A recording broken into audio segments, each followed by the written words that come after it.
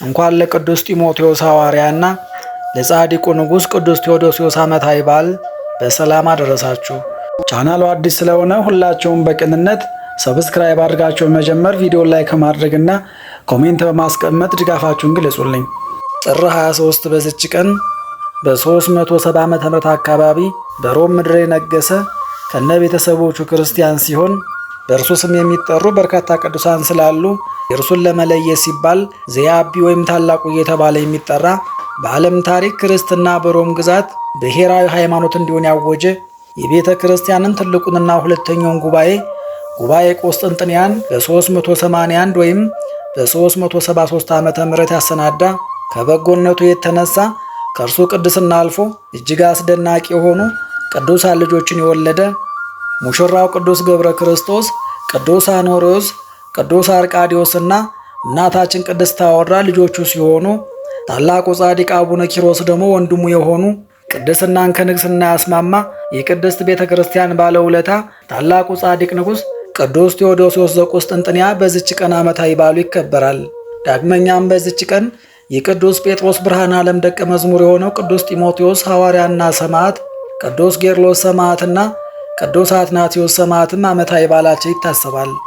ቅዱስ ዳዊት ልበ አምላክ ነቢየ ጽድቅ፣ ቅዱስ ጊዮርጊስ ሊቀ ሰማዕታት፣ ቅዱስ ሰለሞን ጠቢብ ንጉሠ እስራኤል፣ አባ ጢሞቴዎስ ገዳማዊ፣ አባ ሳሙኤል፣ አባ ስምዖንና አባ ገብርኤል ደግሞ ወርኃዊ በዓላቸው ይታሰባል። ለእግዚአብሔር ክብር ምስጋና ይሁን። እኛም ቅዱሳኑን አክብረን በስማቸው ምግባር ትሩፋት ፈጽመን በረከታቸው እንድንሳተፍ አምላከ ቅዱሳን ይርዳን። ስንክሳር ዘወርኃ ጥር 23 አንድ አምላክ በሆነ በአብ በወልድ በመንፈስ ቅዱስ ስም ጥር 23 በዚች ዕለት አሕዛብን ለሚያስተምር ለከበረ ጳውሎስ ደቀ መዝሙር የሆነ የከበረ ሐዋርያ ጢሞቴዎስ በሰማዕትነት ሞተ። የዚህም ቅዱስ ልደቱና እድገቱ ልስጥራን ከሚባል አገር ነው። አባቱም ከዋክብትን የሚያመልክ ዮናናዊ ነው። እናቱ ግን በኦሪት ሕግ ጥላ ስር ያለች ናት። የከበረ ሐዋርያ ጳውሎስም በልስጥራን ሀገር በሰበከ ጊዜ ይህ ጢሞቴዎስ ስብከቱንና ትምህርቱን ሰማ።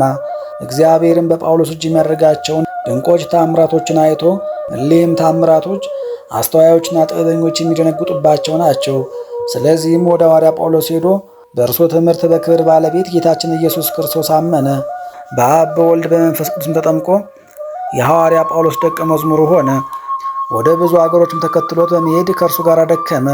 ታላቅ መከራና ብዙ ሐዘንም ደርሶበታል። ሐዋርያው ቅዱስ ጳውሎስም በኤፌሶን ውስጥ በአንዲት ሀገር ላይ ኤጲስቆጶስነት ሾመው።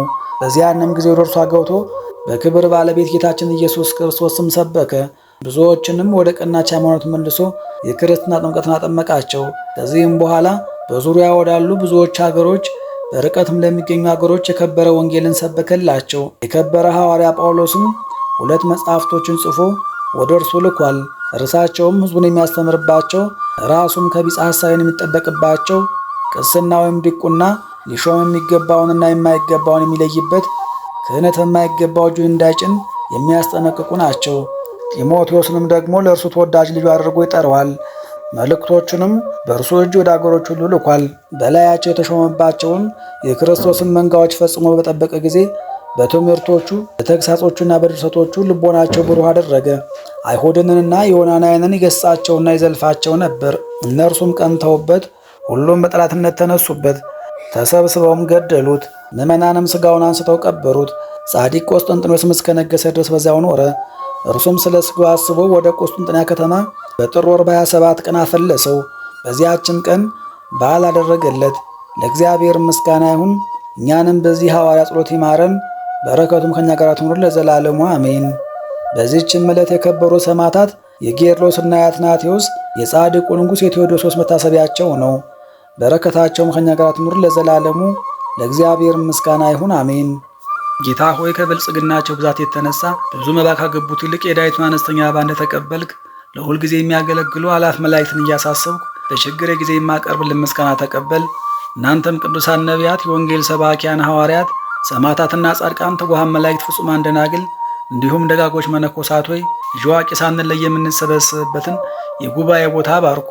ይህንን መጽሐፍ ወረቀት አዘጋጅቶ ብራና ዳምጦ የጻፈውን ያጻፈውን ከግዕዝ ወደ አማርኛ የተረጎመውን ቃለ ንባቡን በእርጋታ መንፈስና በተመስጦ ሊና ያዳመጠውን በደለኛን ሁሉ በምታስምር በጌታ እናት በማርያም ጸሎት ኢየሱስ ክርስቶስ በአንድነት ይማረን። በማርያም ጸሎት ኢየሱስ ክርስቶስ በአንድነት ይማረን። በማርያም ጸሎት ኢየሱስ ክርስቶስ በአንድነት ይማረን ለዘላለሙ አሜን። አባታችን ሆይ በሰማያት የምትኖር፣ ስምህ ይቀደስ፣ መንግሥትህ ትምጣ፣ ፈቃድህ በሰማይ እንደሆነች እንዲሁ በምድር ትሁን። የዕለት እንጀራችንን ስጠን ዛሬ፣ በደላችንንም ሁሉ ይቅር በለን እኛም የበደሉን ይቅር እንድንል።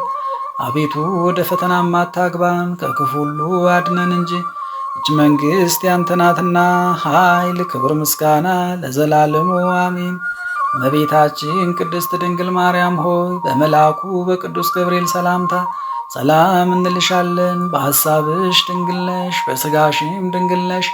የአሸናፊ ልዑል እግዚአብሔር እናት ሆይ ሰላምታ ላንቺ ይገባሻል። ከሴቶች ሁሉ ተለይተሽ አንቺ የተባረክሽ ነሽ፣ የማኅፀንሽም ፍሬ ቡሩክ ነው። ጸጋን የተመላሽ ቅድስት ሆይ ደስ ይበልሽ፣ ልዑል እግዚአብሔር ከአንቺ ጋር ነውና ከተወደደው ልጅሽ ከጌታችን ከመድኃኒታችን ከኢየሱስ ክርስቶስ ዘንድ ይቅርታንና ምሕረትን ለምኝልን ኃጢአታችንንም ያስተሰርይልን ዘንድ ለዘላለሙ አሜን።